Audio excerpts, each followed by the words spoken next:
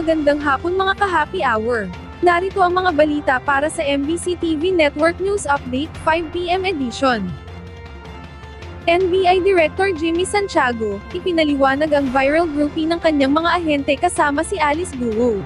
Nagpaliwanag si NBI Director Jimmy Santiago sa viral photo ng mga ahente ng NBI kasama si Alice Guo. Yung tungkol po doon sa mga lumabas na larawan na masayang-masaya pa ang aking mga ahente. Opo. Unang-una po ay napagsabihan ko na sila at bakit ganoon ang mga posing nila sa litrato. Alam niyo po, nagpaliwanag ang mga ahente ko at naintindihan ko naman po sila. Ganito po kasi yan, sir. Paano po, sir? Paki-explain na, Director, sir. Oo, alam niyo naman, noon pang mauna naming mahuli yung si Cassandra at saka si Sheila. Sheila Ong. Oo, ay hindi ko na pinauwi ang aking mga ahente. Samantala, baligtad ng kotse sa Skyway 3, nag-aksidente at bumangga sa isang poste. Bumangga sa poste ng Skyway 3 ang kotseng ito at bumaligtad kaninang umaga, September 8. Sa ulat ni Val Gonzales, sinabi ng mga rumesponding mga taga-barangay na isang pulis, ang nagmamaneho ng sasakyan kasama ang isang babae. Ngunit pagdating nila, umalis na ang babae at sumaklolo sa driver ng sasakyan ng isang sasakyang pula.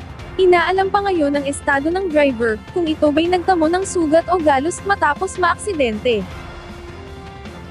Sa iba pang balita, 2024 bar exams, opisyal nang nagsimula ngayong araw.